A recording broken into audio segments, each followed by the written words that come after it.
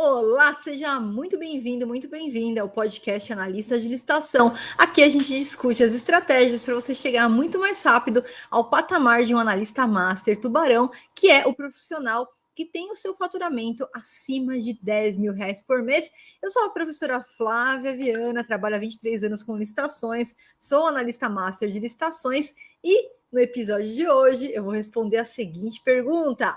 Flávia, quanto tempo demora uma licitação? Quanto tempo que demora desde o início da prospecção do meu cliente até finalizar aquela licitação e eu ter o resultado, saber se eu ganhei, se eu não ganhei? Como é que funciona a questão do pagamento? Quando que eu vou receber a minha comissão, no caso de eu representar meus clientes? Então, primeiro ponto que eu quero te falar a respeito do tempo, tá? O tempo de duração aí de uma licitação, né? O tempo para você auferir os seus primeiros resultados e também a questão do pagamento, da remuneração do analista de licitação. Então, vamos lá, primeiro ponto. Uma licitação, tá? Ela vai depender muito da modalidade que ela é realizada. Para você ter uma ideia, a modalidade mais rápida é a modalidade pregão. E a boa notícia é que a grande maioria, quase que a totalidade das licitações já hoje são feitas por pregão, né? Somente no governo federal, mais de 98% das licitações elas são por pregão eletrônico.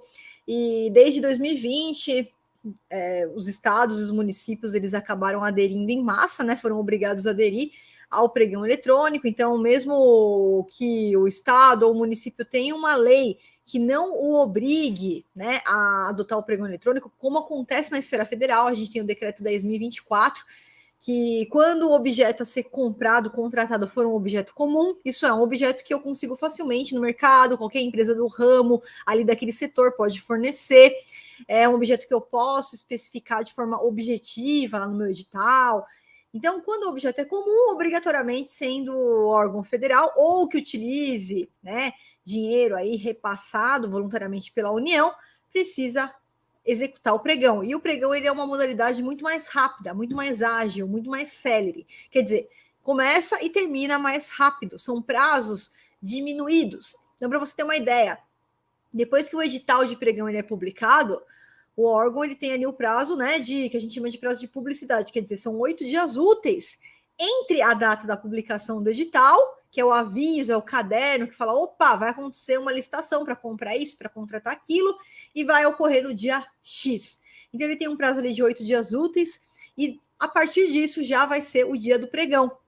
E o pregão, ele tende a ser muito mais rápido, ele se desenvolve muito mais rápido. Então tem algumas fases que vão acontecer durante a licitação, então tem a abertura do pregão, depois a gente vai para a fase de lances, tem a fase de negociação com o primeiro colocado, né, assim, muito por cima, né, de forma bem sucinta, tem a fase do empate, o desempate fictício, que é uma fase que vai beneficiar o MEI, microempreendedor individual, microempresa, empresa de pequeno porte que estiver participando daquele pregão. Na sequência é feita a análise da fase de documentos, quer dizer, vou dar uma olhadinha, o pregoeiro vai verificar os documentos daquela empresa que está em primeiro lugar, é dado sequência a uma fase recursal, se for o caso, se alguém interpor ali recurso naquele pregão, e depois aquele pregão ele é julgado, tem um vencedor, e a gente fala que aquela licitação ela é adjudicada e homologada. O que é isso? Eu tenho a finalização daquele procedimento com a certeza, a precisão de quem ganhou aquela licitação, tá? E assim a gente finaliza a etapa da licitação em si. O que acontece é que essa licitação ela pode se desenvolver de uma forma muito rápida, né? Em algumas semanas ali essa finalização. Por quê? Porque apesar do pregão ele iniciar, né? Ele ter ali um fomento para iniciar e terminar no mesmo dia, é normal que o pregão ele seja suspenso, quer dizer, vamos começar o pregão na segunda-feira, só que até terminar o horário de expediente não foi finalizado todo aquele pregão.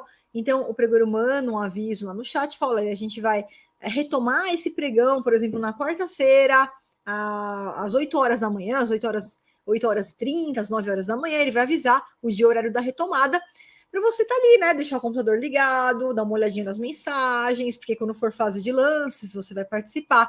Quando for fase de recursos também, você tem que ali estar com o seu radar ligado para dar uma olhadinha, uma análise, mas o fato é que normalmente existe sim essa suspensão no meio do pregão, e isso você ganha tempo, né? Porque você imagina o seguinte: que a gente iniciou o pregão, teve a fase de lances.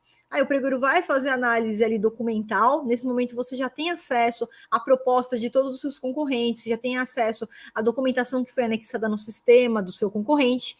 E aí, com essa suspensão do pregão para o dia seguinte, para dali 2 dias, para dali 3 dias, você vai entrar no sistema, o sistema ele fica 24 horas por dia disponível, onde você entra, analisa os documentos dos seus concorrentes, analisa a proposta dos seus concorrentes, você pode fazer até à noite, né? Esse trabalho, essa atuação, até fora do horário comercial, porque vai ficar ali disponível para você, se tiver nessa fase, logicamente, e se preparar para o dia que for marcada a retomada daquele pregão, tá?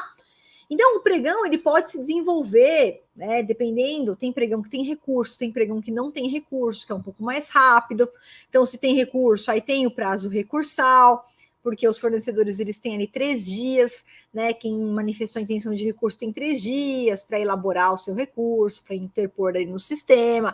Os demais instantes têm mais 3 dias para, se quiserem impugnar, né? A gente fala de contra-razões daquele recurso, quer dizer, alguém vai lá e entra com recurso contra a minha habilitação e eu vou querer falar, opa, não, esse recorrente aqui tá errado, né? Minha habilitação aqui tá certa, meus documentos estão tudo certos.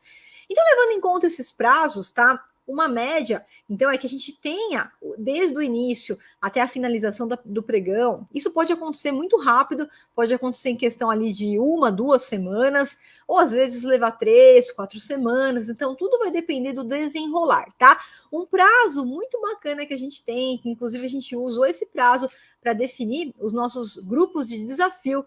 Desafio é um bônus que a gente tem junto aos nossos alunos, né, da formação de analista master em licitações, onde nós vamos juntos para o campo de batalha, desde a prospecção do cliente até a participação final, até aquele pregão ser arrematado, ser finalizado, né? E um tempo que nós temos aí é um prazo de 30 dias, que a gente coloca um prazo com folga, onde a gente estabelece, só para você ter uma ideia, são as seguintes etapas que a gente estabelece no desafio, tá? Nós fazemos 7 dias de prospecção de clientes, então durante 7 dias a gente abre o desafio e durante esses primeiros 7 dias a gente faz lá um passo a passo, junto com os alunos na prospecção do cliente, tudo para garantir que o aluno realmente aplique os conhecimentos do treinamento, que ele vá para o campo de batalha de forma segura e já ofira os seus primeiros resultados rumo aos 10 mil de faturamento por mês, tá? E na sequência, então, desses 7 dias da prospecção do cliente, a gente vai para a etapa número 2, eu chamo de etapa número 2, que durante 7 dias, né, é um prazo que a gente dá ali, isso pode acontecer muito mais rápido que isso, mas é um prazo que nós damos ali para o grupo, porque tem aluno que vai mais depressa, tem aluno que vai um pouco mais devagar, a gente respeita o ritmo do aluno, a gente faz uma semana de montagem de documentos e cadastros ali nos portais. Então, para o analista master coletar os documentos, né, dos seus clientes, das empresas que vão participar da licitação, fazer o cadastro no SICAF, que é um portal de documentos, né? Ele já vai nesse momento com conhecimento, ele já tem a rota ali do analista, do comprador, ele já sabe montar os documentos. Então a gente dá mais esses 7 dias. E a etapa 3 já é a etapa de participação. Durante ali mais 2 semanas, 14 dias, a gente deixa aberto, porque tem licitação que acontece aquela semana, tem licitação que acontece na semana seguinte. Mas o fato é que durante o prazo ali do desafio, 30 dias, a gente já tem, desde o início da prospecção do primeiro cliente até a finalização ali daquela licitação, né? Algumas licitações acontecem antes que isso, 2, 3 semanas, outras podem demorar um pouco mais.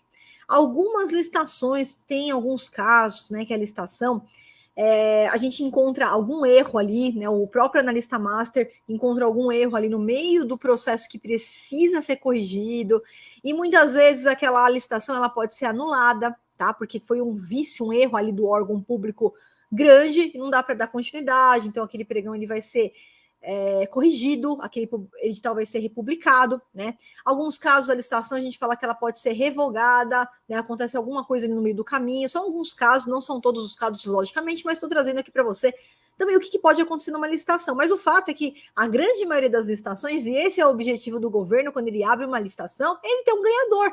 Porque, veja, ele precisa daquele produto, ele precisa daquele serviço, ele tem necessidade. Então, o interesse é que aquela licitação ela seja finalizada com êxito, ela seja adjudicada e homologada, isso é, deu tudo certo, alguém ganhou a licitação, tá? Então, esse prazo que a gente tem de 30 dias é um prazo que os nossos alunos eles conseguem iniciar desde a sua primeira licitação e já vencer muitas licitações. Aqui, ó, esse daqui eu vou deixar aqui um desses grupos de desafio que eu abri, e dentro desse prazo de 30 dias, né? Veja só, a Paola, então, ela iniciou desde a prospecção do cliente, já conseguiu a prospecção do cliente e participou durante o período de desafio de todas essas licitações e ganhou todas essas licitações a quais ela participou. Deu aí mais de 690 mil reais arrematados, tá? Nas licitações que ela participou, tá? Outro exemplo aqui, o Jefferson também. O Jefferson, desde a prospecção do cliente, nesse período de 30 dias, que é o período do desafio, ele participou de todas essas licitações e arrematou um total aqui, ó, nesse grupo de desafio, de 213 mil reais, tá? A Eliane, ela participou de uma licitação só. A Eliane, ela não foi. A Paola foi representando clientes, o Jefferson foi representando clientes. A Eliane, ela foi com a empresa dela. Ela é a própria analista master dela, né? E com a empresa dela, ela entrou, finalizou dentro do grupo de desafio e arrematou a licitação de 599 mil reais, né? Aqui o Fábio também, ele arrematou aqui, ó, duas licitações, duas oportunidades aqui, né?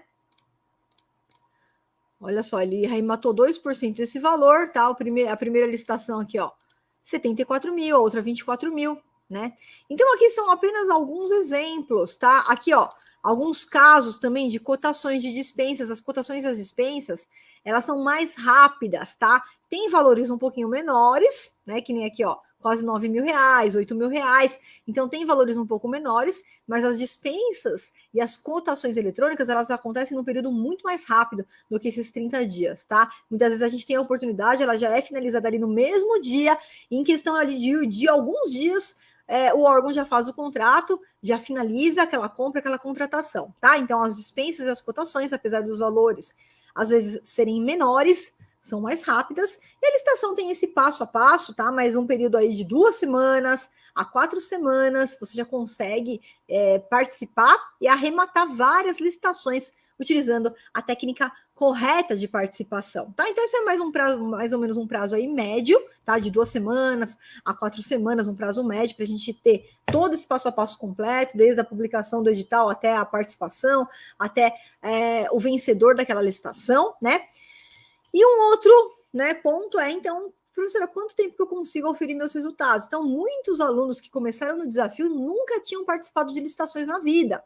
Eles passaram pelos módulos obrigatórios do curso, entraram no grupo do desafio e em 30 dias já é esse resultado. A grande maioria tem esses resultados já na sua primeira licitação, que é o caso da Vanessa. A Vanessa também arrematou uma licitação, ali a primeira licitação dela, no valor de quase 600 mil reais, já auferiu mais que 10 mil num único trabalho, e foi a primeira licitação que ela participou. Né, Valéria também, vocês encontram aqui os estudos de caso de vários, de centenas de alunos meus aqui nesse canal. E a métrica que nós temos junto aos nossos alunos é que, se dedicando ali pelo menos 30 minutinhos por dia, né, ao método, em 30 a 60 dias ele já consegue com segurança ir para o campo de batalha e já oferir seus resultados, podendo inclusive já oferir o patamar de um analista master de licitações com um faturamento acima de 10 mil reais por mês, tá?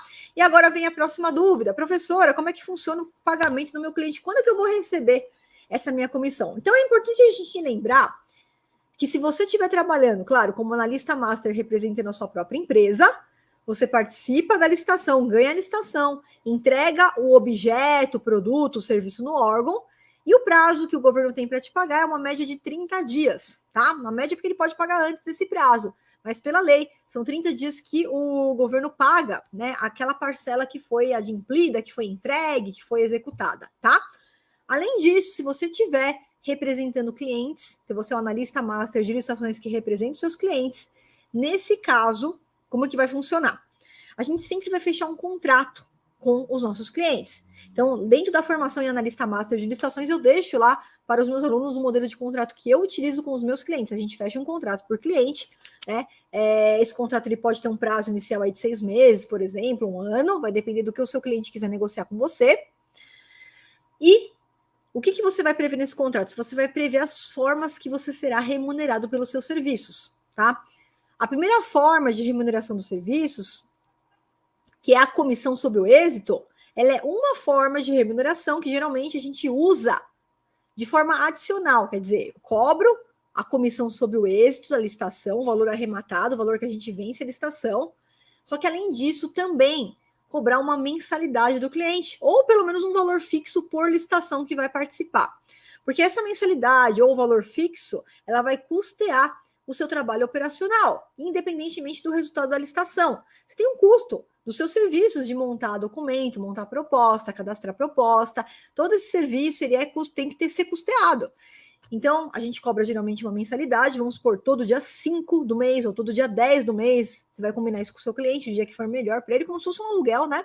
E ele vai depositar na sua conta a mensalidade. Além da mensalidade, como que eu cobro a comissão sobre o êxito? Então, normalmente, aqui não tem receita de bolo, isso vai depender muito do valor da licitação, tá? Mas normalmente a gente costuma cobrar de 1 a 6% do valor arrematado na licitação. Então, se eu ganhei a licitação por R$599 mil e combinei 5% desse valor, são 5% em cima dos R$599 mil, tá?